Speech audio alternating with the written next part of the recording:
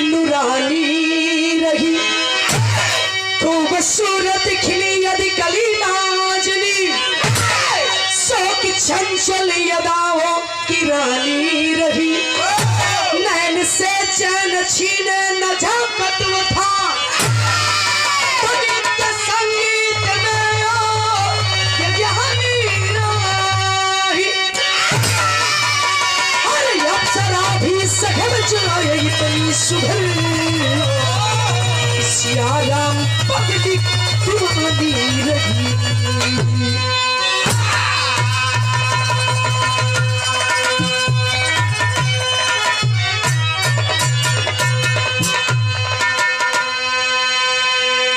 अप्सरा भी सकम जाई तनी सुघर की, सिया राम पब्लिक दीवानी रही। राजा रणजीत का चौथा बना गया बाबूजी, बहुत उदास हुआ। प्रजा कलश की राजा उदासी देखना जाता, कोनो जलसा करा दा मन बहल जाई। तो राजा वही है जो प्रजा की बात को स्वीकार कर ले। फिर हम एक लाइन गजल लगल मास्टर, क्या बात है। किसी आशिक ने अपनी मासूका से कहा बाबूजी, क्या क्या कहा फतू भाई, हो कुदरत ने सनम तुझ, हो कुदरत ने सनम तुझ, क्या हंसो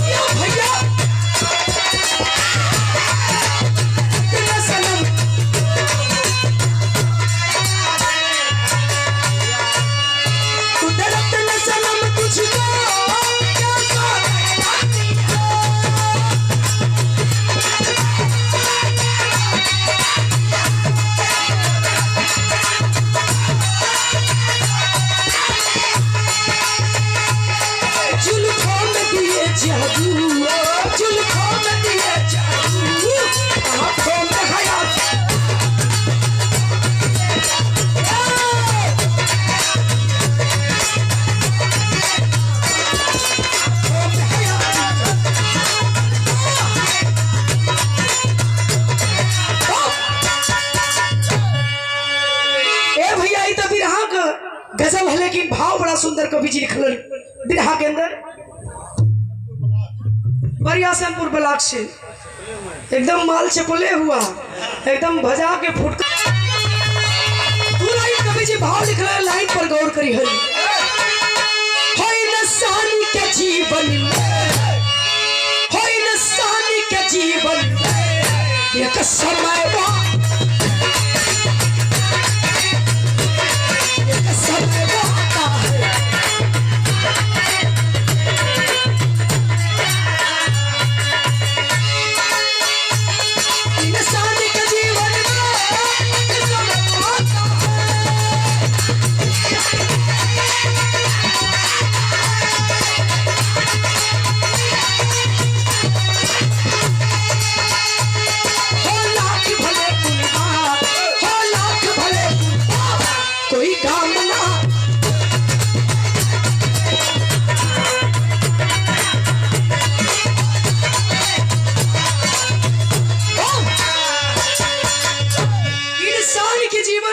समय वो आता है, हो लाख भले कुर्बा कोई काम नहीं आता है। यही से बिरहा की कहानी शुरू हो गई मास्टरवा।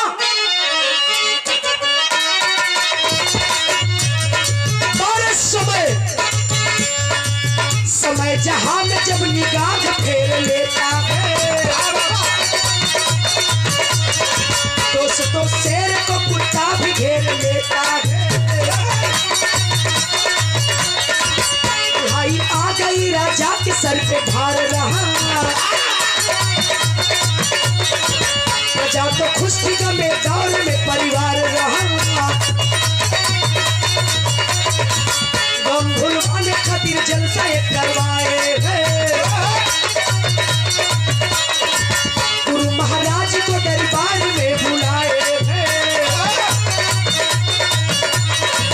भोजन करवाए खूब अच्छा इंतजाम रहा, भोजन करवाए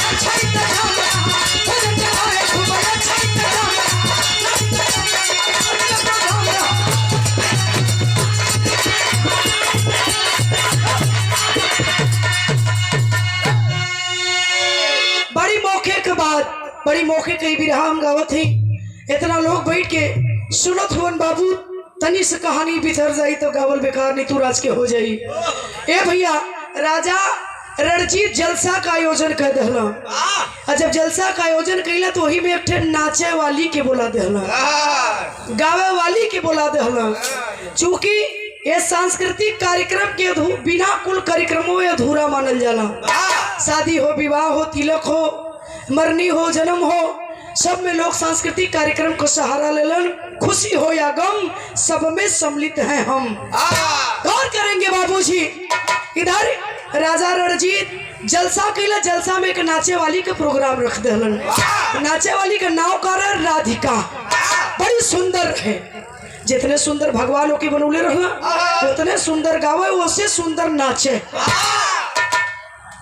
200 रुपए का पुरस्कार। हो सिंगार पति सोया भरन, राजा जब खई की आइल, जैसे आज गवैयन का मंच यहाँ लगल है, यही तरह राजा रणजीत के दरबार में वो नाचे वाली का मंच लगल है। नाचे वाली मंच पर चढ़ल तो करीब पैर का पायल बजत बा, छम छम छम छम करत के जब मंच पर चढ़ल तरी तो देखवैयन के धरवैया लगे लगल, हाथ है बड़ी सुंदर है। नाचे वाली शुरू कैलस, नाच बिरहा में मेहरारून वाली गीत लगल।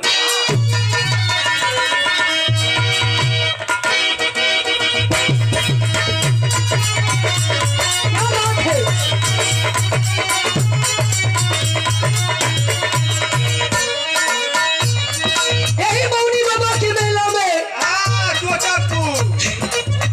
गौरा, हाँ तोरी चोचकपुर में भी मौनी बाबा का मेला लगला।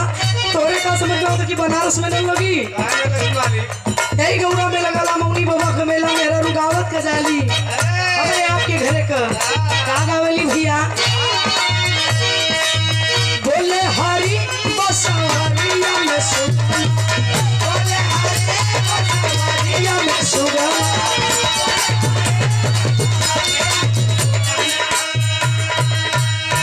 लेकिन पहले के जमाना में जब मोबाइल ना रहे फेंकू, मर्दे मेहरारू को बियाह हो जाए तो कैसे भेंट होखे भैया। अब तो मोबाइल में विदेशों हुआ रजा, तब वो मेहरारू के देख ले तो का हो ना हिलू की ना, मेहरारू कलस कितना हाल ले जी, ये बार फोरतानी ना विश्वास हो तो वीडियो कॉल, हाँ ना विश्वास हो तो वीडियो कॉल करके देख ले जी। तब मर्द वीडियो कॉल करो तो उठलाली तनी कम लगावा, के देखी के देखबू, हम तो विदेश में हई तनी कम लगावा, आई तो लगई है जितना मन करी। आए है ये जमाना परिवर्तन हो गई, लेकिन वो जमाना में जब मर्द मेहरारू को बियाह हो जाए तब मेला में भेंट होखे। एक पचबहनी का मेला, मेहरारून का भेंट मर्दन से वही जाओ पंडापुर। जब मेहरारू मर्दे का भेंट हो, मेहरारू के कोनो दुल्हा का दुल्हन या दुल्हन का दुल्हा डेट देवा, मेला में भेंट करे का लेट हो गई। गड़बड़ हो गया ना, आय हाथ दुल्हन, हाय हाय हाय अरे मारे छपिया हाय हो मालिकान, हां के हर वो ताकत का नो है मालिकान, अरे तो हर मालिकान है ना मालिक हो, हां तन ताकत रहे यार। कॉले के है भेंट करे खातिर कॉले हुआ, सोरहो सिंगार कके उठलाली चौचक और रंग वंग लगा के छलल है। दुल्हा से भेंट करे बदे आए हाय है, भेंट ना भइल और रंगना मैं धोआ गइल, रोवत रोवत लोर से। तल सहेलिया कॉलेज की का हो, कैसन मारे संग सिंगार पटार के आई रहलू हो, और कैसन देखो दिले कि मैं उदासल हूँ। कल की पूछा मत, कल की मेला ना जमत है का सखी, रेवड़ी ना ले लू का सखी, कल फल पर तो रेवड़ी तो हर बादाम तोर बट्टा कहत है का कहे मास्टर, यह कहे तो हरिया पर मेलावा में, तो हरिया पर मेलावा में जाना भेटा जाना भेटा हरिया पर।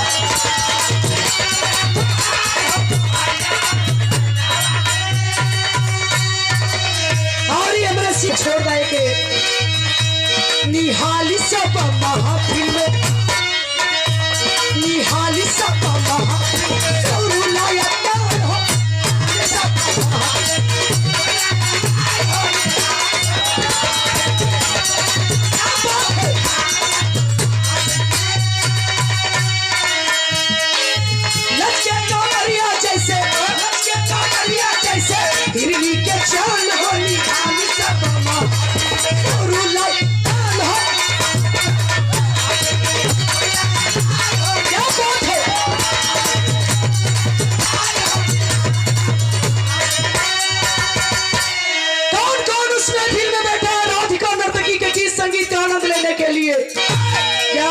बाबूजी क्या हुआ।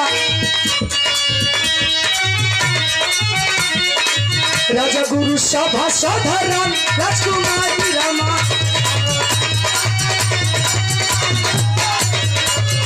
बहुत अच्छे सबकी मगन मन लागल भीड़ भारी रामा मन लागल भीड़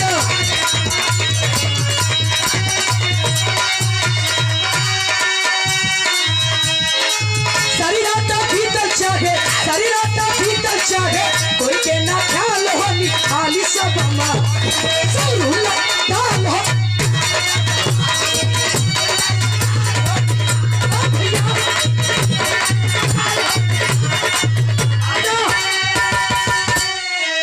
राजा रानी राजगुरु संतरी मंत्री यहाँ तक की पूरी प्रजा बैठ करके राधिका नर्तकी के गीत संगीत का आनंद लेने लगे। और राधिका नर्तकी नाचत गावत ऐसन समा बनौलेस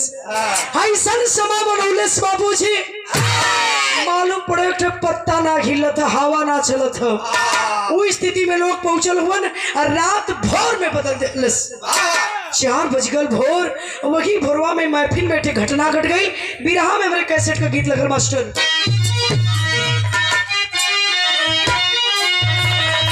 हाय हाय हाय हाय कौनो गांव में गोदना गोदे वाली आई। हाय हाय कहाँ गोदनवा हो सारा मटेरियल। अब तू ऐसा बोलत हुआ कि आदमी देखा परेशान हुआ। कहाँ गोदे? अरे जहाँ गोदई बा वहाँ गोदी। सारा मटेरियल गठियौलिस और गठिया की गठरी बना के कपारे पर रखलिस और लेके गांव में फेरी डाले लगल। एक के बात कहे फेंकू का कहे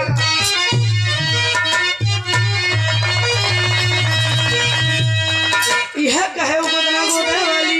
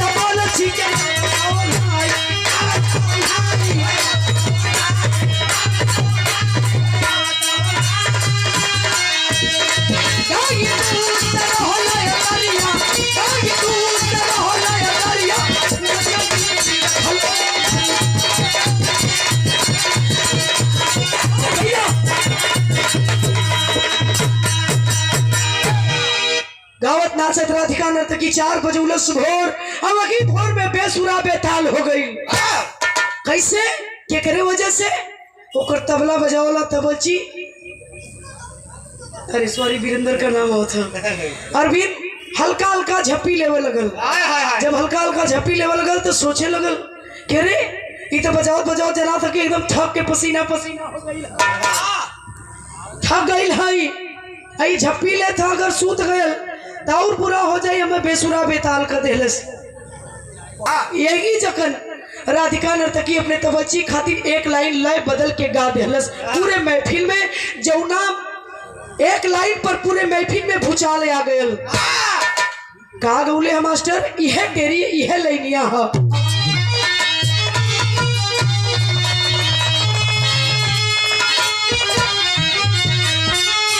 अरे आखिर में जनी डुबावा थतिया, अरे आखिर में जनी डुबावा थतिया, ज्यादा बीत गइल बा यार हो यार हो।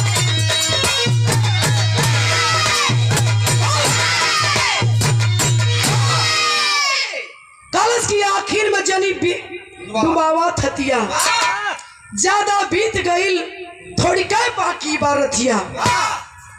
गौलस तवज्जी खातिर 90 साल का राजा का गुरु, आजीवन बाल ब्रह्मचारी तपस्वी घोर ज्ञानी बैठ के अगवा नाच देखत रहा 90 साल के अवस्था। यह लाइनिया जब राधिका नर्तकी गौलस ए बाबू तो राजा का गुरु उठ गइलन। उठ के मनलन ना कि ऊपर नीचे आगे पीछे जितना रुपया पैसा जेबा में ले ले हो सारा रुपया पैसा खूटाओ छोड़ के सब कुछ वही राजे वाली राधिका नर्तकी के पुरस्कार दे देला। अब ही माने के तैयार ना हुआ, पुरस्कार दे के कैलन का मास्टर बिरहा में आखिरी गीत लगा।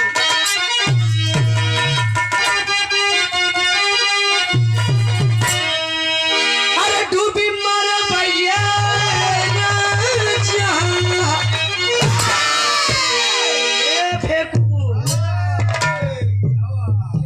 कौनो दुल्हा गोना करा के लिए चल गिला कमाए पूरब वो करिया मिल में जहाँ पूरब आज गई रहा है। आवा मास्टर आवा। अरे डूबी मरब अरे डूबी मरब सही बात पूरब के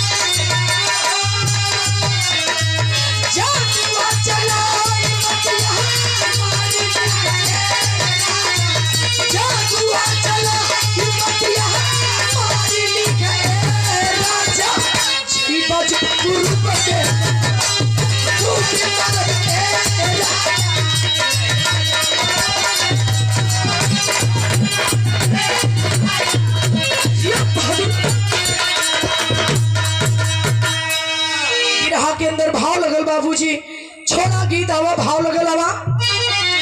अरे सुनता बचनिया उठले, अरे सुनता बचनिया उठले, गुरु महाज्ञानी सुनता बचनिया उठले।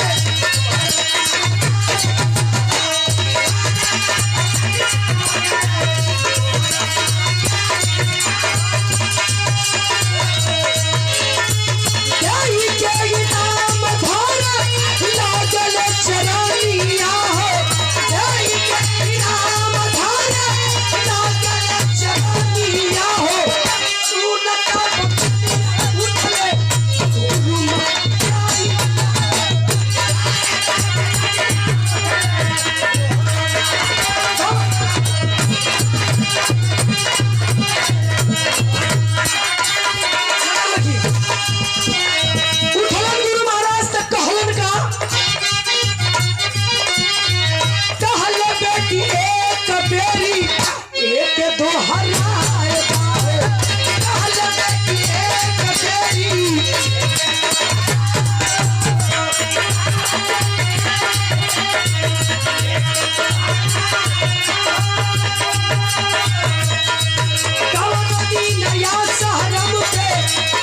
के तू आएगा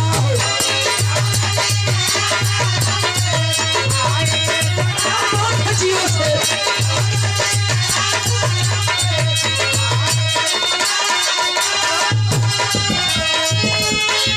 हमारा बदले चली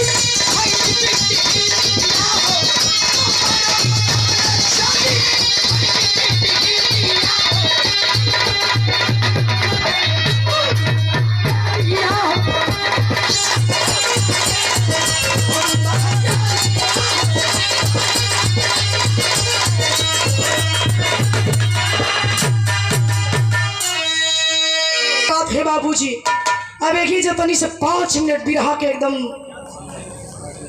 बस 5 मिनट कहानी शेष, लेकिन बिरहा का सारांश कली की क्यों गीत संगीत लोग इतना पसंद करते हैं। ध्यान दे वाली बात ये बार है कवि जी। और ये कहानी कहाँ से मिलल बिरहा का एक भी हम आप लोगों की जगह जरूरत पड़ी बता दे, लेकिन ध्यान दे वाली बात ये है 90 साल का राजा का गुरु उठलन तो रुपया पैसा दे के भी माने के तैयार ना हुआ। नाचे वाली का पैर में फोड़ लेना, जाए को कर पैर में पकड़ लेना, कल एक बेर ज्यादा ना खाली एक बेर। एक बेर खाली 90 साल का राजा का गुरु आजीवन बाल ब्रह्मचारी, कल एक बेर खाली एक बेर। अब आप लोग सोचो तो भाई एक बेर खा खाली एक बेर, कल एक बार नाचे वाली कलश के है गुरुदेव एक बेर का एक बेर खोल के बतावा। कल एक बार जब लैनिया गौली वही के दोहराए एक बार और गाय दे। अब खाली कौने दिन नहीं बहुत बढ़िया तय गावत है, कौने दिन खाली ये डायरी निकाल एक के हमार प्रोग्राम नोट कर ले, हमारे आश्रम पे आके एक दिन गाय दे बहुत बढ़िया गावत है। पैसा रुपया देना, पैर पकड़ लेना, लाइन के दोहरवा देना। और जब लैनिया गुरु महाराज के कहले पर दोहरौलस तब का भेल तनी सुना। अरे राजकुमारी नवलखा तीसरे बेरी गाँव को लगल राजकुमार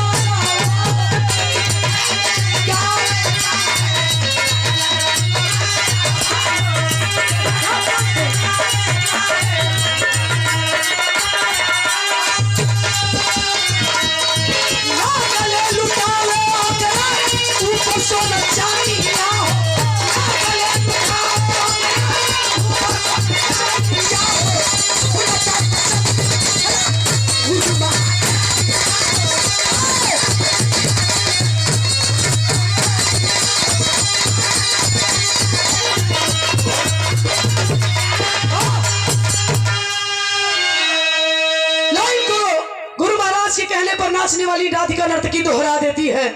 राजा के इकलौती बिटिया गले से 9 लखा हार निकले निकाल के ले जाए कोई नाचे वाली के पुरस्कार में दे करके पहिरा करके 9 लखा हार कलेस की एक बार और रहे लेनिया तनी से गुरु महाराज कला तो दोहरौली है।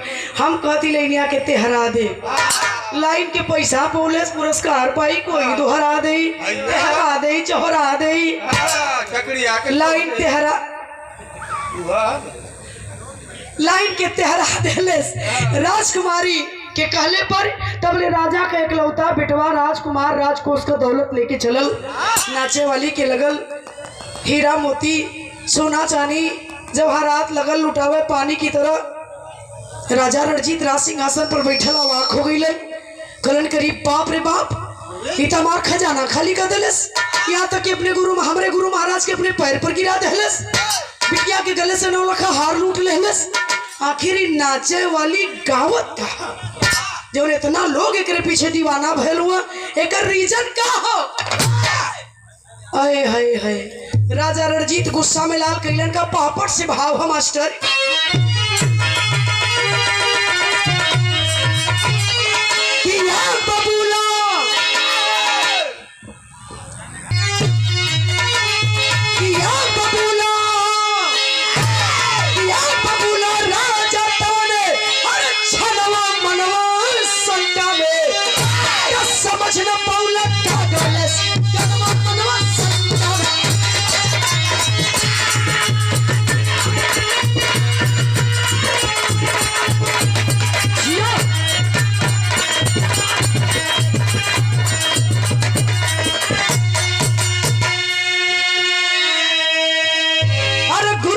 पूछे अनर्थ कैले बाटा भारी हो और बेटा बेटी के करनी पर गरिया नर नारी हो राज कोष का लुट गए अरे खजनवा मनवा शंका में राज नर्तकी चली मनवा शंका में।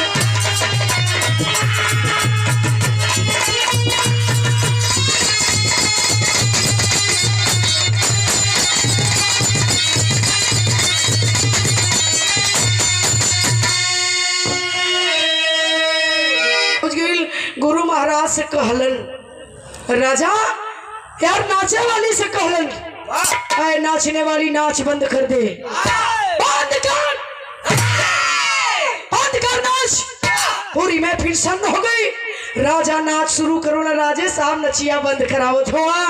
अरे भैया कारण का है कहा है नाचने वाली कान खोल करके सुन ले ऐसा तूने क्या गाया है। खजाना छोड़ दो लखाहार लेकिन मेरे गुरुदेव को अपने पैर पर गिरा दिया तूने। जिस गुरु का मैं पैर धो करके शाम सवेरे चरणामृत बनाकर पीता हूँ वही मेरे गुरु को अपने पैर पर तूने गिरा दिया। आखिर क्या गाई है तो बताना पड़ेगा। बोल पड़ी एक नाचने वाली राजा के सामने हाथ जोड़कर खड़ी हो गई। आंख से आंख चलने लगल कलश की ये राजा साहब पहली बात तो याद रखिया कि कबो कोनो कलाकार का तिरस्कार मत करिया। और दूसरी बात यह कि हम गौली यहाँ जेकरे समझ में आयल जे देहलस जे ना देलस उसे नाराज ना गई। सारे लोग मेरे अपने गए। मैं किसी से मायूस उदास नाराज नहीं हूँ राजा साहब। मैंने तो नहीं कहा था कि आपके गुरुदेव आकर मेरा पैर पकड़ ले। पता नहीं आपके गुरु को मेरे गीत में ऐसा क्या मिला जो आपके गुरुवर आकर मेरा पैर पकड़ लिए। मेरे गुरु का आदेश नहीं कि मैं आपको उस गीत का मतलब नहीं बता सकती। रहा सवाल जानना इतना ही जरूरी है तो मैं तो महफिल से जा रही हूँ राजा साहब। लेकिन अगर जानना जरूरी है तो अपने गुरुदेव से पूछ लीजिए क्यों मेरा पैर पकड़े गीत में मिला क्या उनको। चली गई नाचने वाली उस महल से रोते हुए राजा साहब के। लेकिन बाहर राजा रणजीत अपने गुरु के सामने खड़ा हो गई हाथ जोड़ के। कलन 90 साल का उम्र हो गई। आजीवन बाल ब्रह्मचारी हुआ घोर तपस्वी ज्ञानी एक नाचे वाली का पैर पकड़ लेला। गुरुदेव बतावे के पड़ी कि नाचे वाली का पैरवा पकड़ला काहे। पैसा रुपया दिला उसे हमें तकलीफ ना लेकिन जो पैरवा पकड़ लेला ये हमारे मर्यादा का सवाल है बतावे के पड़ी। आँख से झरझर झरझर आंस राजा रणजीत के गुरु के चले लगल और रो करके बताओ थो आल्हा से भाव।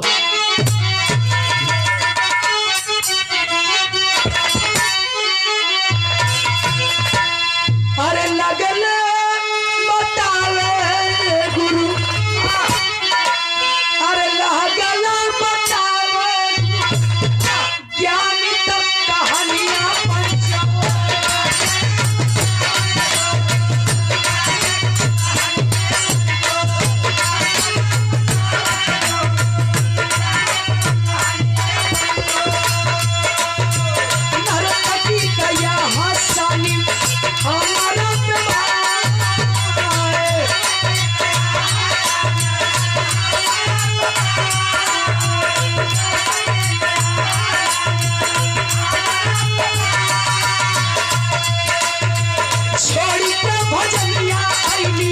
छोड़ी के भजनिया तो हरी सरनिया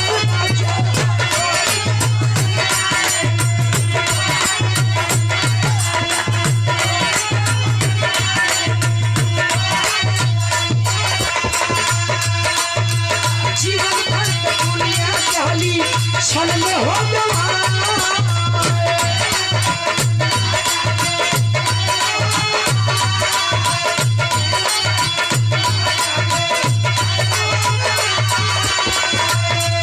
जीवन को पहली भूल कैली राजा साहब हम कि आखिरी अवस्था में छोड़ के भक्ति भजन नाच देखे बैठ गई। पहली गलती और दूसर की गलती हम तब कैली राजा कि जब वही नाचे वाली पर मोहित हो गई।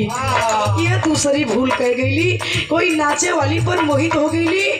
हम भुला गई कि हम 90 साल का तपस्वी हैला ब्रह्मचारी हैला ब्रह्मचर्य के कायम रखले हैला।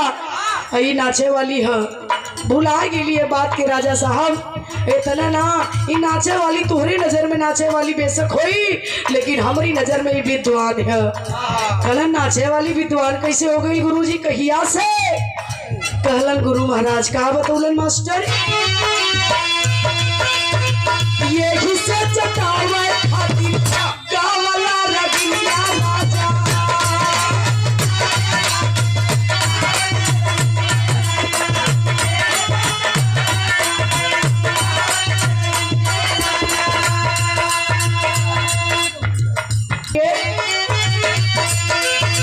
ये हिस्से चटावे खातिर गावला रगिया राजा।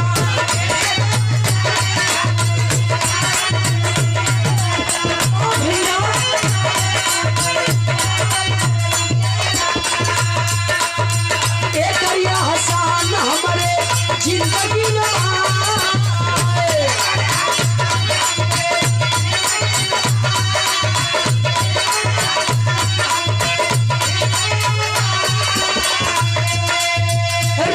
राजकुमारी आके राजा के समनमा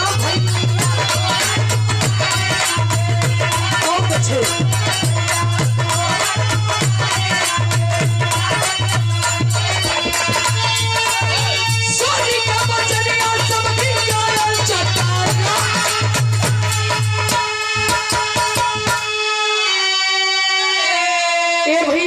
राजा का गुरु कहलन कि राजा तोरे नजर में नाचे वाली हुई, लेकिन हमारी नजर में विद्वान है।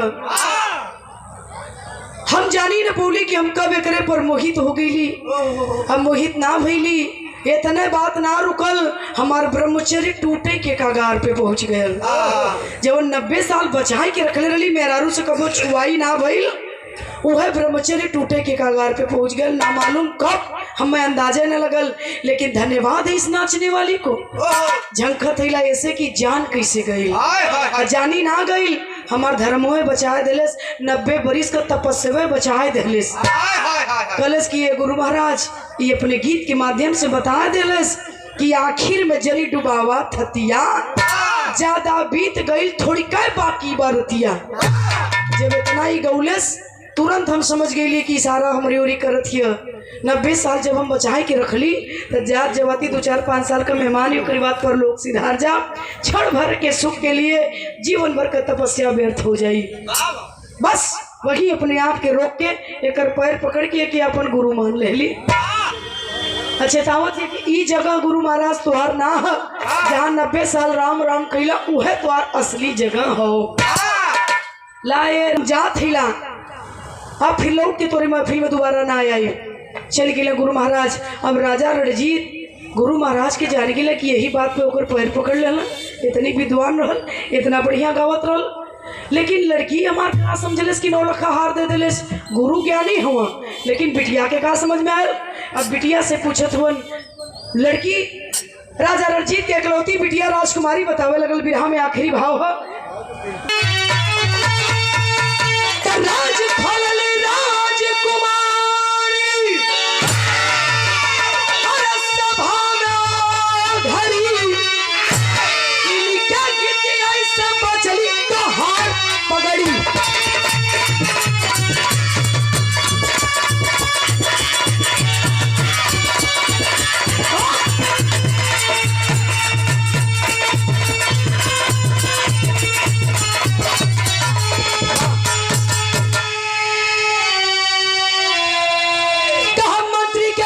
भगती मार माना कर दी उनसे शादी दुनिया दे तो के ताना। गाना सुन ली ज्यादा बीतल जाता नहीं सठारी क्या किती ऐसा बचली तुम्हारी पागड़ी। बोल पड़ी राजा की इकलौती बेटी। पिताजी जानल चाहत हुआ कि 9 लाख हार नाचे वाली कहे दिली। तो कान खोल के सुन ला। बाप हुआ ना, बाप से बढ़िया के बिटिया बेटवा को उम्र बताई। कितना हमार उम्र भइल। राजा रणजीत कल बेटी तेरी उम्र 32 साल की हो गई। तब राजा कल किया कलेस की ए पिताजी हम 32 साल का हो गई, हमार सदिया काहे आज ले ना कैला। सदिया ना करत हुआ तो एक ठीक गलती कह बैठली बाबू। राजा कलन की बिटिया तो उससे कहाँ गलती हो सकेले, कहाँ गलती कैले वो। पकड़ के अपने बाप के राजा रणजीत के बिटिया राजकुमारी रोवे लगली। करण के पिताजी एक गलती कह दिले गिला। करण बोलो बेटी क्या गलती हुई है। करण की वो तोरे मंत्री से प्रेम कर बैठल, शादी ना करत हुआ, तोरे मंत्री से प्रेम कर बैठली पिताजी। और वही मंत्री के साथ हमारे 2-4 दिन में योजना कहीं दूर चल जाए के और शादी ब्याह कह के अपन घर बसा ले, तोरे राजमहल में लौट के राज्य में ना आई। लेकिन यह नाचे वाली तोर मर्यादा बचा देलिस। कलन नाचे वाली कलन यह जब गौलेस की आखिर में जनी डुबावा थतिया ज्यादा बीत गई, थोड़ी काय बाकी बरतिया।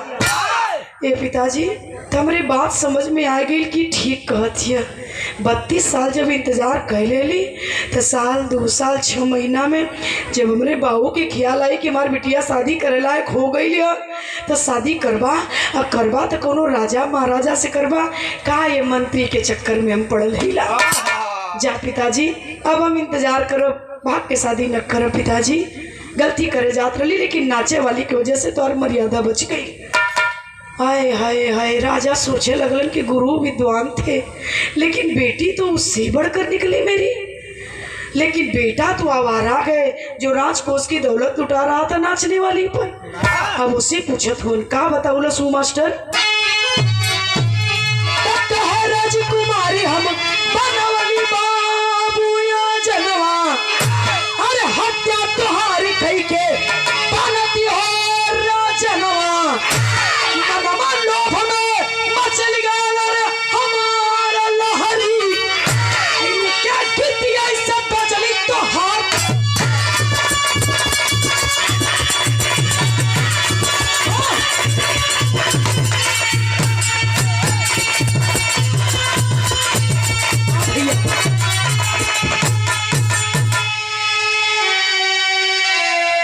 गौर करेंगे बाबूजी। राजकुमार से जब राजा रणजीत पूछलन कलश की तू 70 साल को हो गया कलन के यहाँ कल तो हम आई 2 या 4 दिन में योजना बनोली तुहार गर्दन काटी तो हम आई।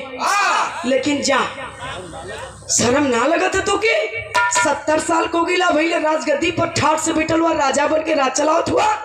40 साल कमाए हो गया, मुझे राजा कब बनाएंगे। यही घोर में एक योजना बनोले रही है। 2 या 4 दिन के अंदर तुहार गर्दन रहती तो हम मुआई की राजगद्दी पर बैठी राज चलाई। लेकिन जा वरना आचा वाली तुहार जान बचाए दहलेस। जब गौलेस की आखिर में जनी डुबावा थतिया ज्यादा बीत गई, थोड़ी काय बाकी बारतिया। हमरे समझ में बात आ गई कि 70 साल का तू हो गईला, तू 4-5 साल 10 साल 15 साल इतने न जीवा, 70 बरिस थोड़ो जीवा कि जब हम इंतजार करी। जा जीला अपन जिंदगी। अब हम तो के गर्दन काट के मुआइब ना अन्ना तो मुआई के राजा बनब। अब इंतजार करो जब तू राजा बनी बा तब बनब, और नहीं तो जब मर जीवा तो एकलौता बेटवा ही कुल राजपाट हमरे होई। राजा कलन के अरे बाप रे बाप, ई तो आवारा दिन भर यार वहार या गली व गली घूम माला ससुरा वाला। एक हरी इतनी ऊंची बात समझ में आ गई। बिटिया बेटवा गुरु एक या नारी हम ही रहली है। और हमरे वो नाचे वाली का गीत गाओ वाली का गीत पल्ले ना पड़ल। हाँ भैया बोला। राजा रणजीत की बात समझ में आ गई। तुरंत अपनी बिटिया के पहले ब्याह कैलन, बेटवा के राजगद्दी पर बैठा दिलन, चल दिलन वही नाचे वाली के दुआरे पर सिकड़ी बजा दिलन। निखरल नाचे वाली कलश की आए राजा आए कैसे इला राजा साहब का सेवा करी का खातिरदारी करी।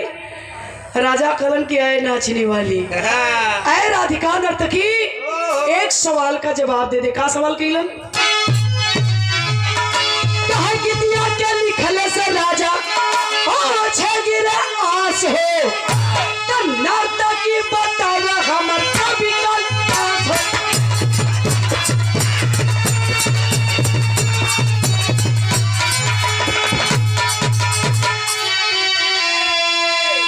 कहा पास ले चला अरे तोहर पौआ हम धरी क्या कहती है सब बचली तोहर।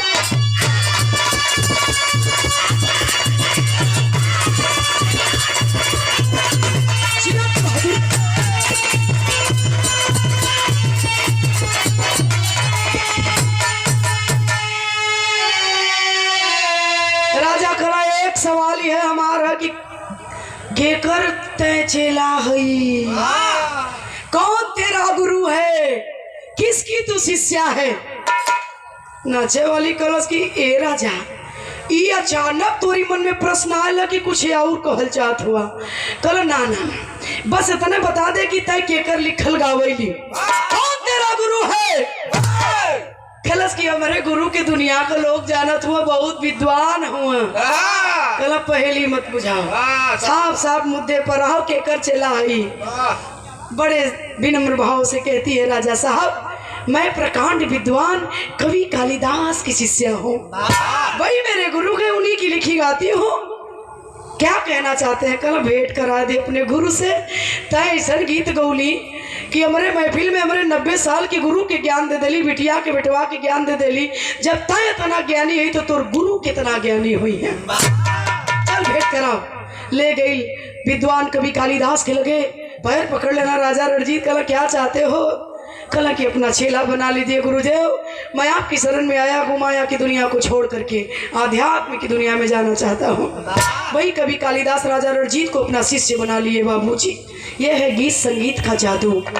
मैंने पहले ही कहा, ए बाबूजी लाखों लाइन हजारों लाइन कवि लोग लिखल गवैया गावलन, एक लाइन भी अगर आपके दिलो दिमाग पर कहीं असर कर गया तो कलाकार का गाना, राइटर का लिखना सार्थक है, वरना सब निरर्थक है। कहानी खत्म खानदान का। गुरु बिहारी गुरु रमन ऐसे थे इसी वतन में, श्यामा सीताराम भारत जी विश्वनाथ की क्या मन में, पैसा ले